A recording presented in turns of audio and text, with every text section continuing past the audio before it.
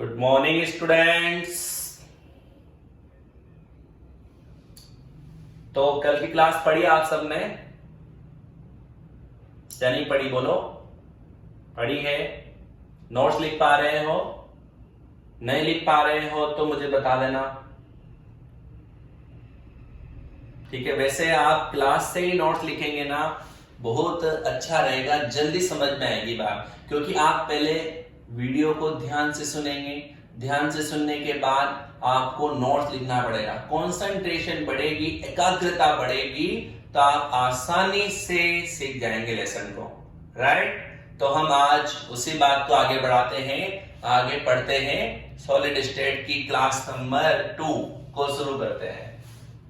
तो आज हमारा सबसे पहला टॉपिक है ठोस के प्रकार। ठोस के प्रकार, राइट? ठीक है, लिखेगा कोई नहीं, पहले समझेंगे ठोस के प्रकार। तो ठोस दो प्रकार के होते हैं। कितने प्रकार के होते हैं? दो प्रकार के, ठीक है? देखो, ध्यान देना है सब बच्चे। सबसे पहले प्रकार का ठोस है क्रिस्टलीय ठोस। मैं आपको अंतर बता रहा हूं, पहले आइडिया क्रिएट कर लेते हैं कि ठोस जो है वो दो प्रकार के हैं, उनके गुणों का कैसे तुलना की जाए। एक होता है अक्रिस्टलीय ठोस। लिखना किसी को नहीं है, पहले से अंतर लिख दो, फिर मैं अंतर लिखा हुआ नहीं लिखा हूं तुम्हें क्या पता, मैं समझा रहा हूं पहले ना। अक्रिस्टलीय ठोस, अक्रिस्टलीय ठोस को अमोर्फस ठोस भी कहते हैं, अमोर्फस सॉलिड, ठीक है? ध्यान पूर्वक समझना सब बच्चे। यहां से अध्याय ये एक अपनी लय में आ जाएगा। क्रिस्टलीय ठोस क्या है? ऐसा ठोस जिसमें अवयवी कणों की निश्चित,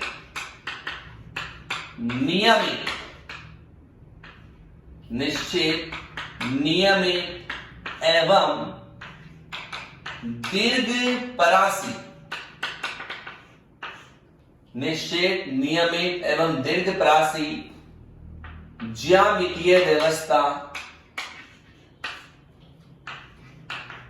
ज्यामितीय व्यवस्था पाई जाती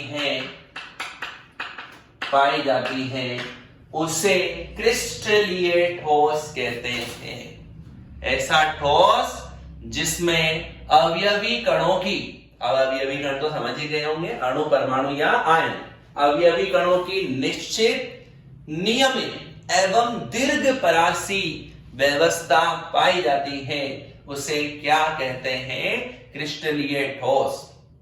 क्रिस्टलीय, ये क्रिस्टलीय जो वर्ड है ना, इसका मतलब ही क्या है? एक निश्चित पैटर्न, नियमित पैटर्न, लंबे अंतराल तक वही व्यवस्था पाई जानी चाहिए संपूर्ण ठोस में, तो उसे कहते हैं दीर्घ परासी पैटर्न, राइट? तो क्रिस्टलीय ठोस में किस प्रकार का पैटर्न पाया जाता है, किस प्रकार की अवयवी कणों की व्यवस्था होती है? तो हमारा जवाब क्या होना चाहिए? निश्चित, नियमित व दीर्घ परासी पैटर्न व्यवस्था यहां पर पाई जाती है। तो इसके अपोजिट में, अक्रिस्टलीय ठोस में हम क्या कह सकते हैं? चलो बताओ। ऐसा ठोस जिसमें अवयवी कणों की निश्चित आएगी, क्या बोलो? निश्चित आएगी, अनिश्चित और अनियमित, अनिश्चित, अनियमित व लघु परासी ज्यामितीय व्यवस्था पाई जाती है। क्या कहलाता है? अक्रिस्टलीय ठोस। अक्रिस्टलीय ठोस में अनियमित, अनिश्चित, लघु परासी पैटर्न व्यवस्था है। ओके, ये हम सीख लेंगे अभी कि लघु परासी का क्या मतलब है। ओके, ध्यान से समझ। दीर्घ परासी पैटर्न का क्या मतलब है? जैसे बच्चों सोचो, एक ठोस का हम चित्र बनाए उसमें एक इस प्रकार का पैटर्न मिलता है। ये अब ये का यही पैटर्न उससे ठोस में बार बार रिपीट हो, मान लो समझ लीजिए पैटर्न है ये, बेंजीन या साइक्लोजेन नहीं है।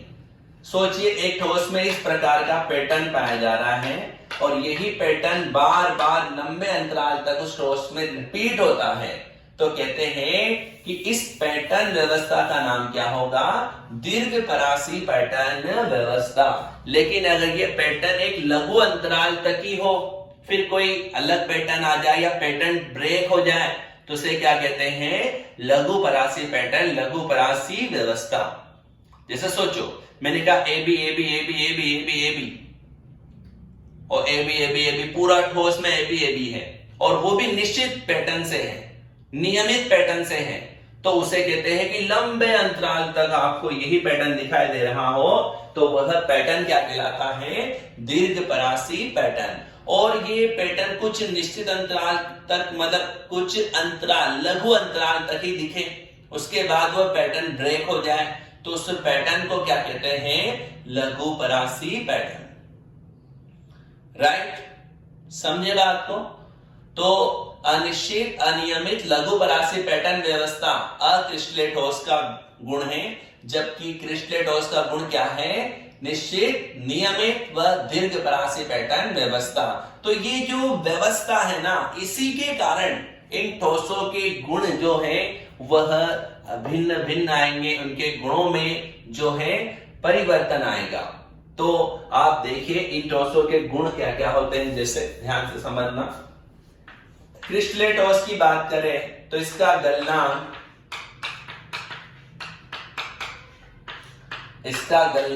क्या होता है? निश्चित।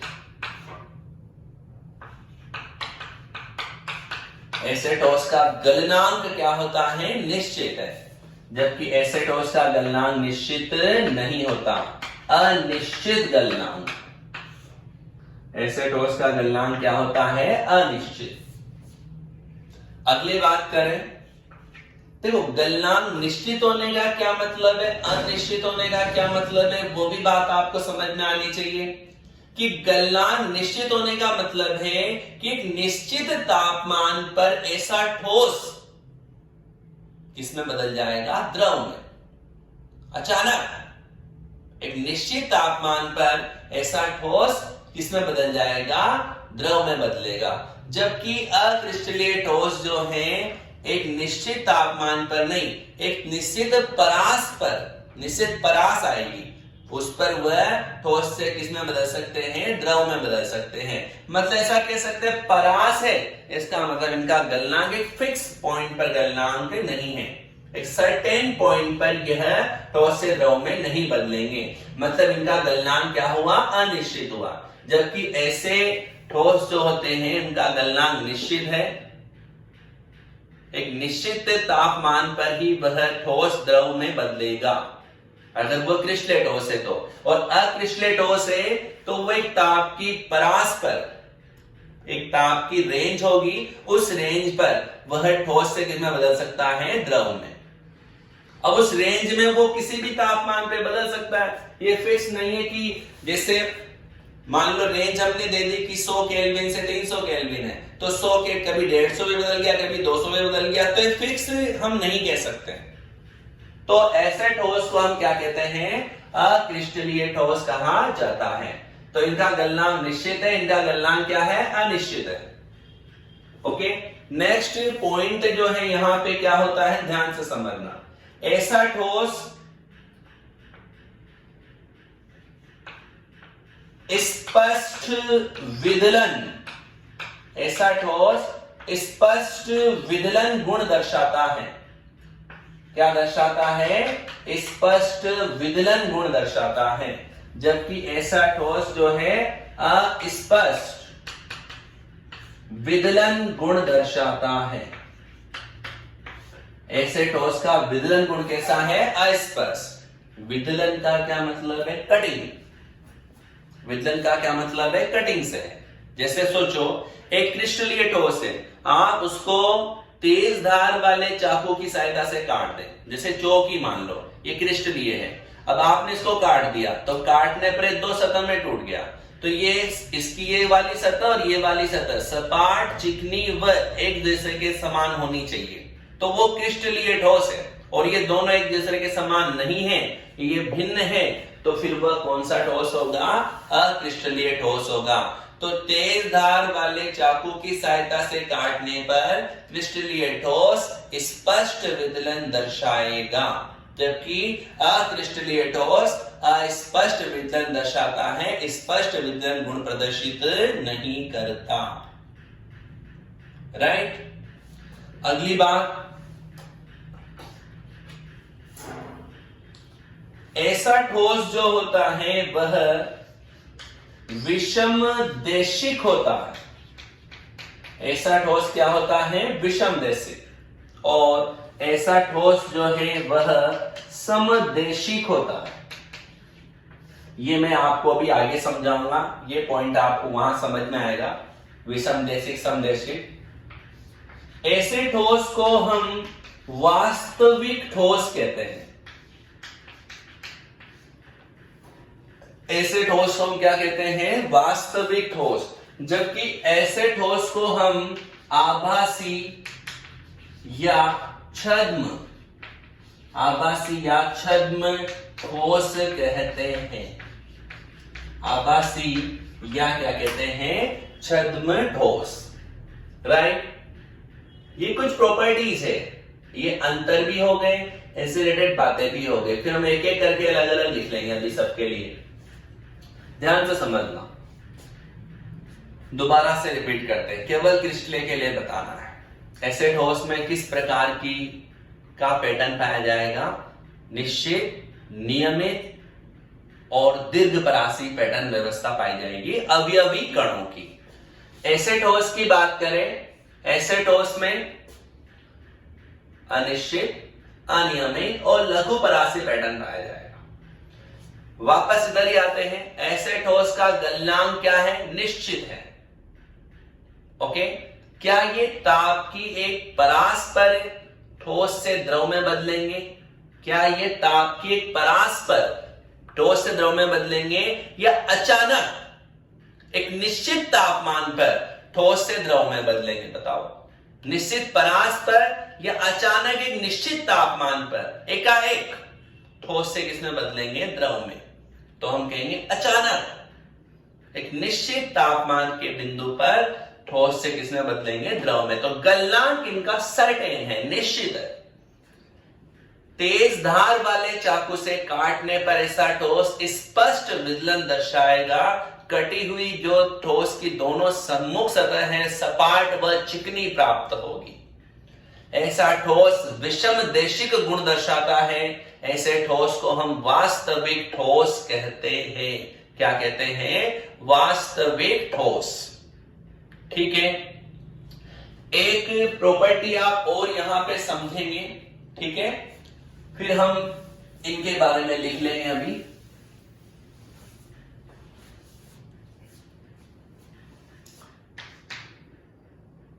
ऐसे ठोस का शीतलन वक्र असतत होता है। ऐसे ठोस का शीतलन वक्र असतत होता है। वैसे इस बिंदु के बारे में आपकी किताबों में कोई जिक्र नहीं होता है, लेकिन जब कंपटीशन में क्वेश्चन आता है तो अगर वो कथन सही है, मल्टीपल क्वेश्चन वाले चॉइस क्वेश्चन हो, उनमें ये शब्द भी आपको दिखाई दे सकता है, तो आप इसे भी याद रखें। अभी मैं इसको समझा भी दूंगा शीतलन वक्र का क्या मतलब है। इधर शीतलन वक्र कैसा आएगा? सतत आएगा। ठीक है ना। आप क्लास पूरी सुने, आपके माइंड में बहुत कम डाउट रहेंगे। शीतलन वक्र इसका कैसा है? असतत। उसका कैसा है? सतत। एक बार मैं आपसे विषम देशिक के लिए पूछता हूं, अगर आप बता देंगे तो हम लिख लेंगे, नहीं तो नहीं लिखेंगे। ठीक है। ओके, इधर मत देखिए, इसको मिटा देता हूं। इसमें देख देख के तो कोई भी मूर्ख भी बता देगा, मैं मिटा देता।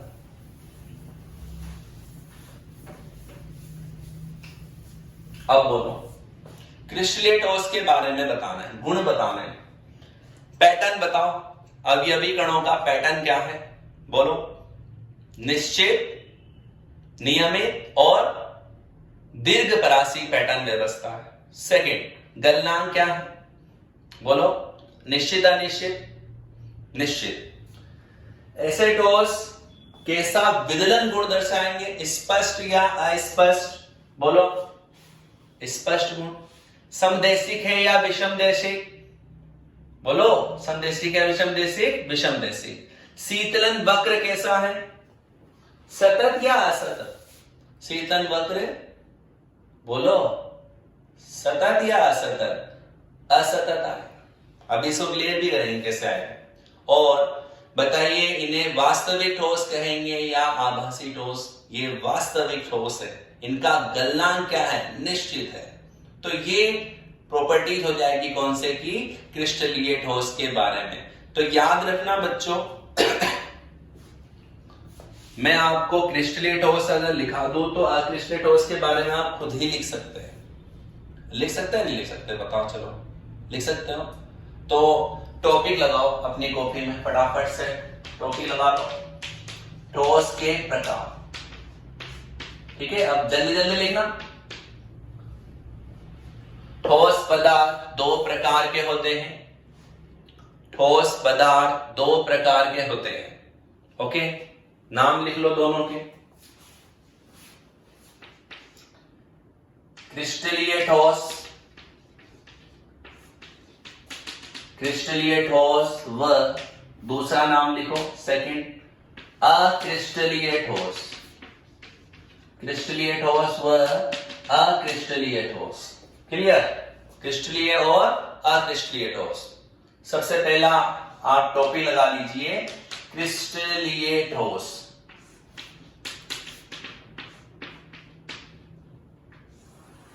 अंग्रेजी में भी इनको क्रिस्टलाइन सॉलिड ही कहते हैं, तो मैं अंग्रेजी लिखाना उचित नहीं समझूंगा, इसकी काम की भी नहीं है। क्रिस्टलाइन सॉलिड है। टोपी लगा लिया सबने? लिखिए, इसमें लिखिए, ऐसा ठोस जिसमें अवयवी कणों की निश्चित, नियमित व दीर्घपरासी, ऐसा ठोस जिसमें अवयवी कणों की निश्चित, नियमित व दीर्घपरासी पैटर्न व्यवस्था पाई जाती है। दीर्घपरासी पैटर्न, दीर्घपरासी पैटर्न व्यवस्था पाई जाती है, उसे क्रिस्टलीय ठोस कहते हैं। उसे क्रिस्टलीय ठोस कहते हैं। Okay, line change. ऐसे ठोस को वास्तविक ठोस भी कहा जाता है। ऐसे ठोस को वास्तविक ठोस भी कहा जाता है। ऐसे ठोस को वास्तविक ठोस भी कहा जाता है। कोई पूछे क्यों कहा जाता है? बताओ, क्यों कहेंगे इनको वास्तविक ठोस? क्योंकि इसमें अवयवी कणों की निश्चित, नियमित व दीर्घपरासी पैटर्न व्यवस्था है तथा इनका गलनांक क्या है? निश्चित है। इसलिए इनको हम क्या कह सकते हैं? वास्तविक ठोस।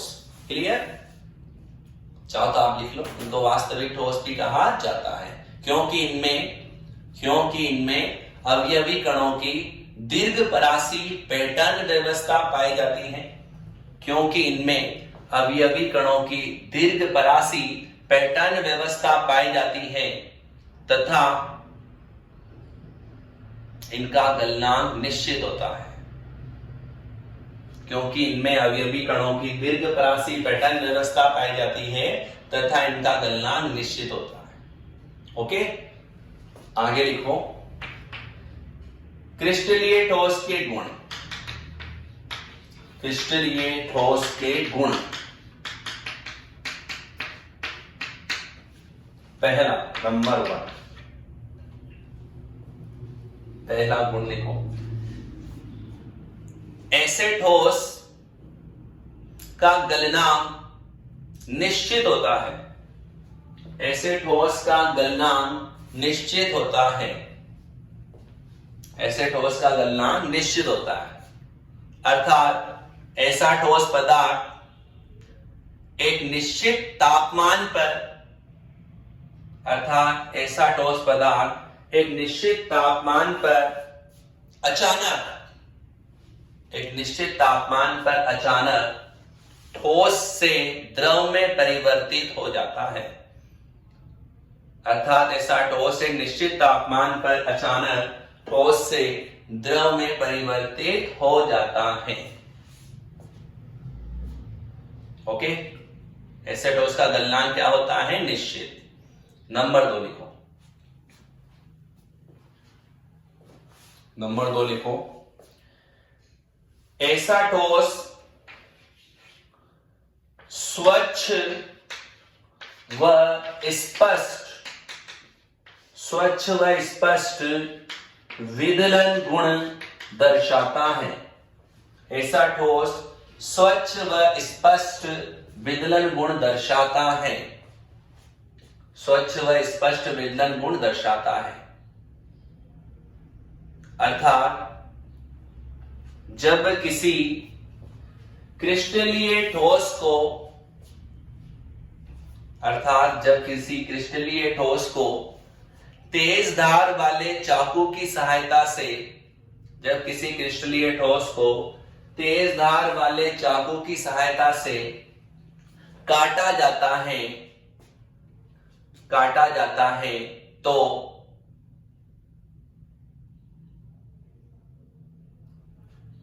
कटी हुई दोनों सतह, कटी हुई दोनों सतह एक समान सपाट व चिकनी प्राप्त होती है। दोनों सतह एक समान सपाट व चिकनी प्राप्त होती है। समझ गए बात? इसी को स्पष्ट व स्वच्छ विदलन कहते हैं। स्पष्ट रूप से घटेगा, चाहे तो आप चाकू की सहायता से, तेज धार वाले चाकू की सहायता से क्रिस्टलीय ठोस को काट कर देख सकते हैं। ठीक है, स्पष्ट व स्वच्छ विदलन गुण दर्शाएगा। नंबर 3, ऐसा ठोस विषम देशिक,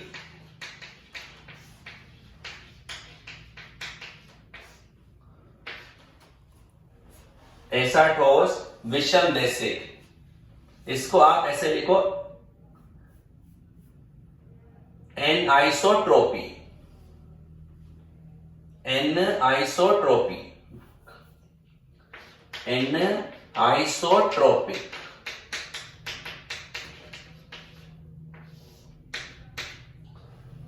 ऐसा ठोस विषम देशिक, अंग्रेजी में बोलेंगे एनआइसोट्रोपिक।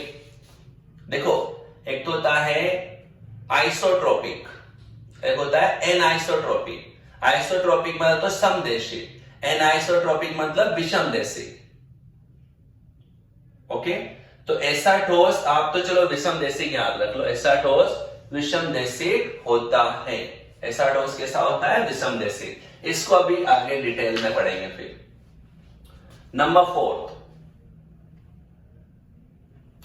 ऐसे ठोस का शीतलन वक्र असतत प्राप्त होता है। ऐसे ठोस का शीतलन वक्र असतत प्राप्त होता है, असतत प्राप्त होता है। गलनांक निश्चित, विदलन स्पष्ट व स्वच्छ, विषम देशिक है, शीतलन वक्र क्या है? असतत होता है। एक 5वां और लिख लो।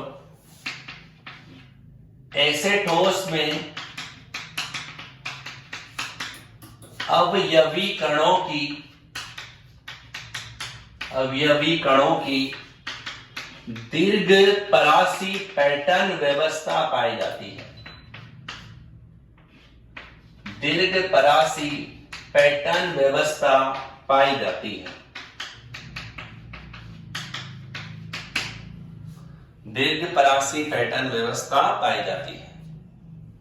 राइट, तो ये इनके कुछ महत्वपूर्ण गुणधर्म हो गए हैं। ठीक है, चाहते एक गुण ये भी लिख लो, छठवां, इन्हें वास्तविक ठोस भी कहते हैं। इन्हें वास्तविक ठोस भी कहते हैं। मतलब ऐसे ठोस को क्या कहते हैं? वास्तविक ठोस। राइट, चलो ये गुण हो गए, एक बार रिपीट कर लो। ऐसे ठोस का गलनांक निश्चित है, एक निश्चित तापमान पर अचानक ठोस से द्रव में बदलेगा, स्वच्छ व स्पष्ट विदलन गुण दर्शाएगा, विषम देशिक है, शीतलन वक्र असतत है। ये दो बिंदु मेरे को समझाने बाकी है, विषम देशिक और शीतलन वक्र असतत क्यों है। अगर मान लो कोई पूछेगा गलनांक निश्चित क्यों है, क्या आंसर दोगे बताओ? क्योंकि इनमें अवयवी कणों की निश्चित, नियमित व दीर्घपरासी पैटर्न व्यवस्था है। जो इनका पैटर्न व्यवस्था है ना, वो इनके गुणों के प्रति उत्तरदायी है। ऐसी व्यवस्था है, इसलिए से गुण दर्शा रहे हैं। इनकी गलन की ऊष्मा भी निश्चित होगी, एक निश्चित गलन ऊष्मा पर ही ठोस द्रव में परिवर्तित होगा, उसका मान फिक्स रहेगा प्रत्येक प्रकार के ठोस के लिए। शीतलन वक्र असतत है, अवयवी कणों की दीर्घपरासी व्यवस्था है, वास्तविक ठोस के नाम से इन्हें जाना जाएगा। क्लियर? चलो आगे बढ़ते हैं। उदाहरण लिखो, इसके बाद क्या लिखना है? उदाहरण।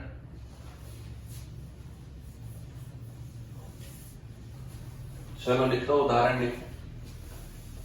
उदाहरण नंबर 1 लिखो, धात्विक ठोस। धात्विक ठोस,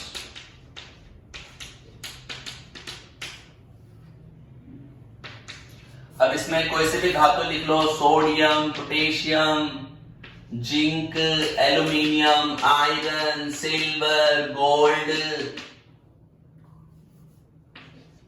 जो भी तुम्हें नजर आ रहा है, कॉपर आदि, सभी धात्विक ठोस होते हैं, क्रिस्टलीय ठोस होते हैं। सेकंड, आयनिक ठोस लिख दो। इनको हम आगे पढ़ने वाले भी है डिटेल में, NaCl, KCl आदि। ढेरों उदाहरण है, हजारों उदाहरण लिख सकते हो। सहसंयोजक ठोस, सहसंयोजक ठोस, इसमें आपके हीरा, ग्रेफाइट आदि उदाहरण आएंगे। और चौथा है आणविक ठोस। आणविक ठोस, ठीक है ना, इसमें SO2 ठोस, अमोनिया ठोस, HF ठोस, बर्फ आदि आ जाएंगे। ये सबको ठोस अवस्था में बदल ले तो क्रिस्टलीय ठोस में बदल जाए। वैसे देखो बच्चों में आपको एक बात बताऊं, मैक्सिमम ठोस जो है क्रिस्टलीय ही होते हैं, कुछ ठोस अक्रिस्टलीय ठोस है। तो उदाहरण अगर याद रखने हैं ना, तो अक्रिस्टलीय ठोस के याद करने चाहिए। और वैसे भी ये जो चारों हमने उदाहरण लिखे, ये प्रकार हैं। क्रिस्टलीय ठोस 4 प्रकार का होगा, वो हम आगे जाकर भी सीखेंगे, तो इनको डिटेल में पढ़ेंगे। फटाफट इन्हें उतार लो उदाहरण में, फटाफट उतारो।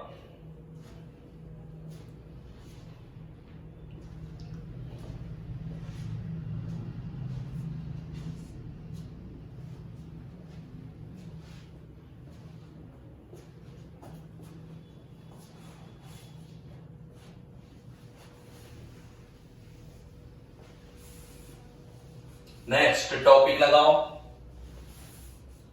लिखने का काम करना है। फटाफट हमने सीख लिया है, ज्यादा टाइम वेस्ट नहीं कर सकते, काफी बड़े बड़े लेसन है केमिस्ट्री में। अक्रिस्टलीय ठोस, इसका अंग्रेजी नाम एक को नाम है अमोर्फस सॉलिड।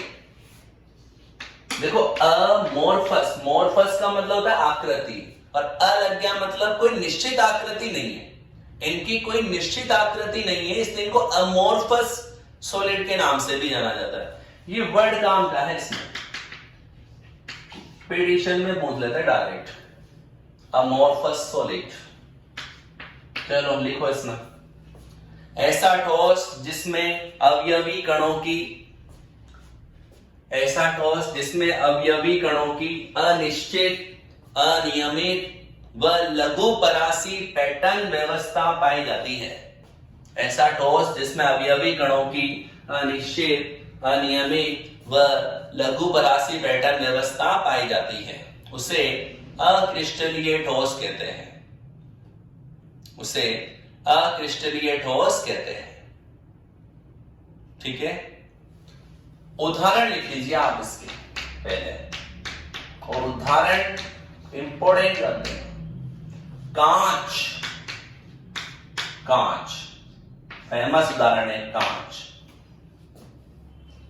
रबर, कांच, रबर। अब कांच कोई सा भी दे सकता है, वो आपको कंफ्यूज करने के लिए रेसा कांच दे सकता है, क्वार्ट्ज कांच दे सकता है, तो कंफ्यूज नहीं होना।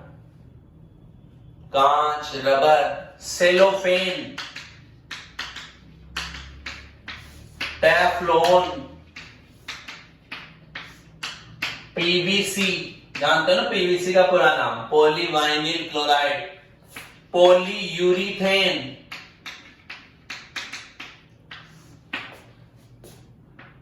डामर, पीवीसी, पॉलीयूरिथेन, डामर, पॉलीस्टाइरीन,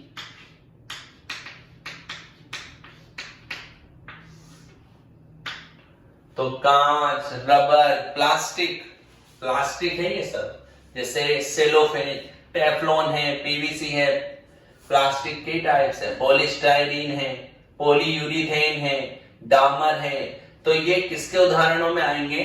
अक्रिस्टलीय ठोस के उदाहरण में आ गया। कांच आ गया, रबर आ गया, सेलोफेन आ गया, टेफ्लॉन, पीवीसी, पॉलीयूरिथेन, डामर, पॉलीस्टाइरीन, ये किसके उदाहरण है? बोलो, सब अक्रिस्टलीय ठोस के उदाहरण है। रेसा कांच, क्वार्ट्ज कांच, कंफ्यूज नहीं होना है, कांच दे दे तो अक्रिस्टलीय ठोस में मानना है इसे। फटाफट लिख लो उदाहरण। ये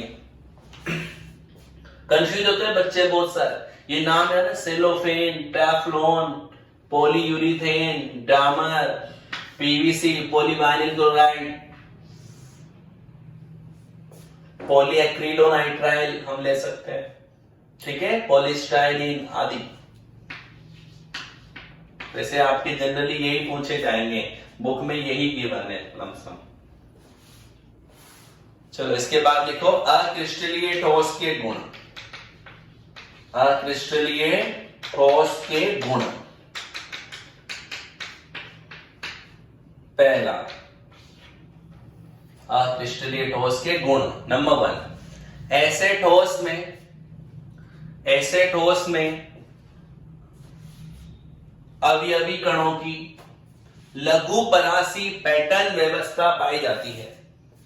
ऐसे ठोस में अवयवी कणों की लघु परासी पैटर्न व्यवस्था पाई जाती है। दूसरा, ऐसे ठोस का गलनांक अनिश्चित होता है। अनिश्चित होता है। ऐसे ठोस का गलनांक अनिश्चित होता है। इसी में लिखना आगे, इसे इंपोर्टेंट भी कर लो।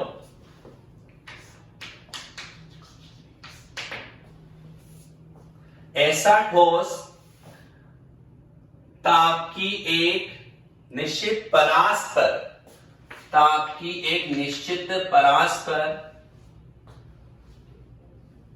नर्म हो जाता है।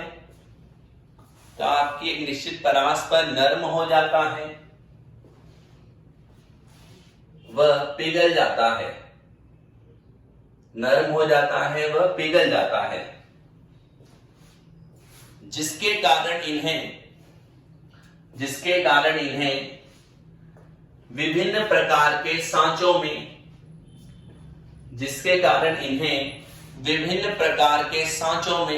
ढाला जा सकता है।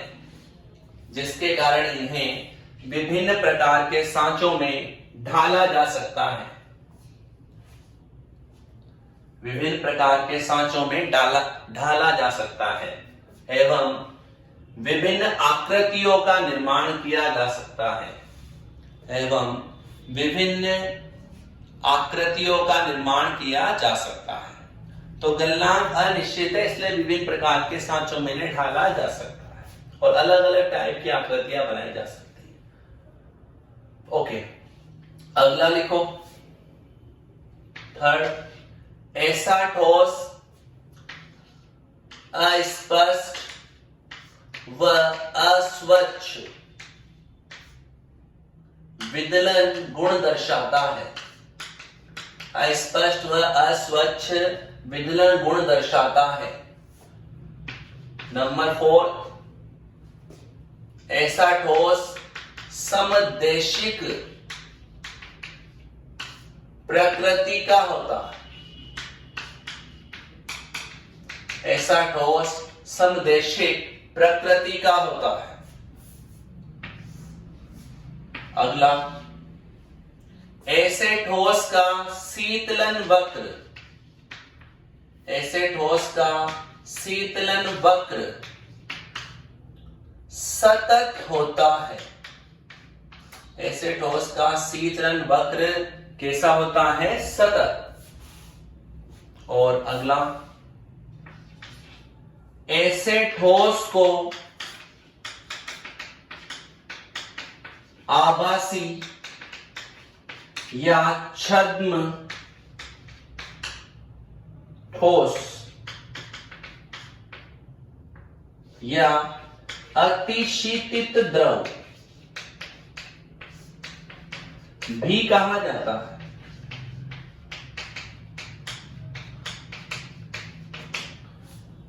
ऐसे ठोस को आभासी या छद्म ठोस या अतिशीतित द्रव भी कहा जाता है। क्लियर? लिख लिया है आपने? तो ये ऐसे ठोस के क्या हो जाएंगे? गुणधर्म। क्लियर? कोई दिक्कत है इसमें तो बोलिए आपको। नेक्स्ट, दिक्कत नहीं है तो एक प्रश्न लिखिए आप सब। पहले तेने उतार लो, फटाफट उतारो पहले। चलो,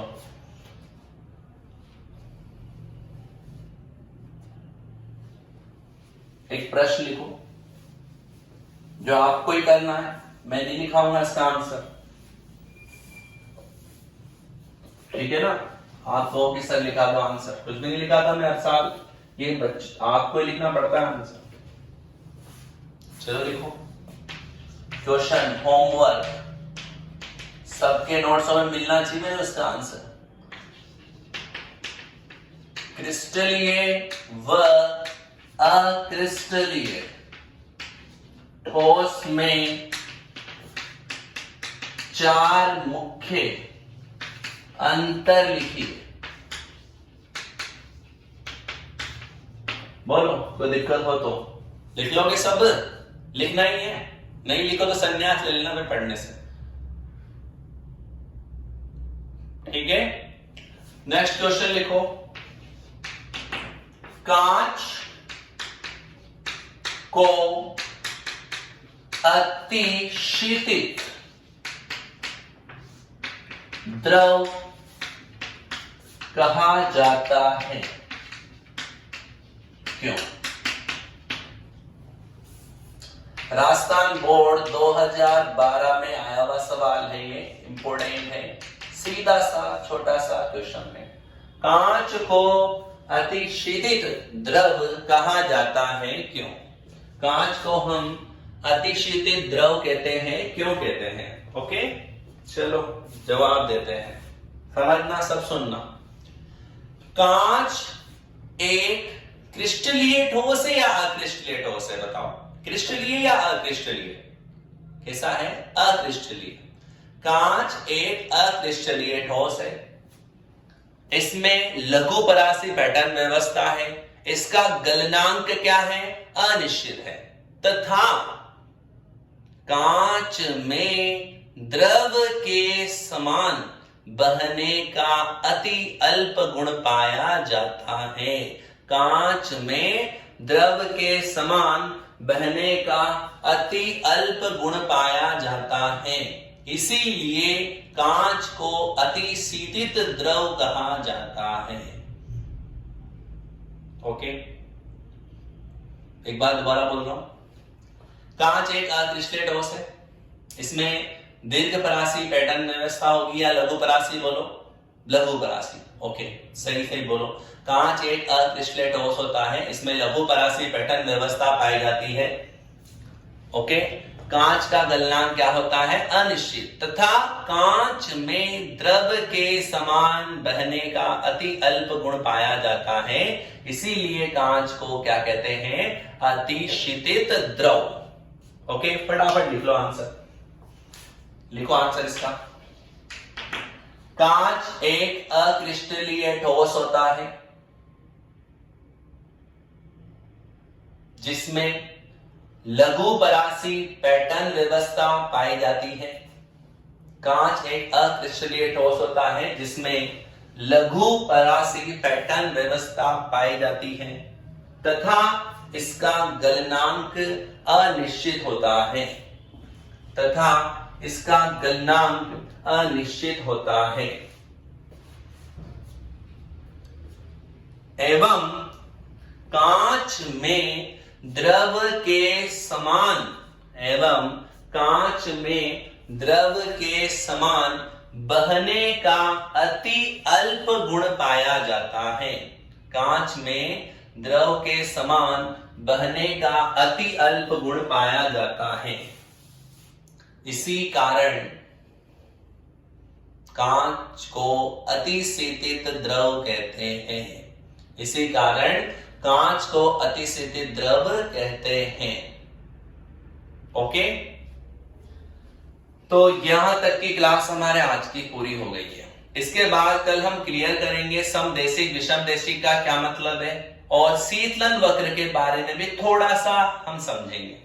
ठीक है, वैसे वह NIS टॉपिक है, मैं उसकी ज्यादा थ्योरी लिखाना नहीं चाहूंगा, क्योंकि 12वीं कक्षा में ग्रेजुएशन में थ्योरी आपको वही दिखनी चाहिए जो बोर्ड में आना, वरना लास्ट में जो हमने कंपटीशन किट बोला है ना, वहां पर हम इसके बारे में अलग से पढ़ लेंगे। बस यहाँ आप शब्द ध्यान रखें, क्रिस्टलीय ठोस के लिए शीतलन वक्र कैसा आएगा? असतत, और क्रिस्टलीय ठोस के लिए देशिक गुण कैसा आएगा? विषम देशिक। ठीक है, और एक क्वेश्चन मैं आपको दे रहा हूं, आप इसका आंसर ढूंढना। पुरानी सभ्यता की कांच की वस्तुओं में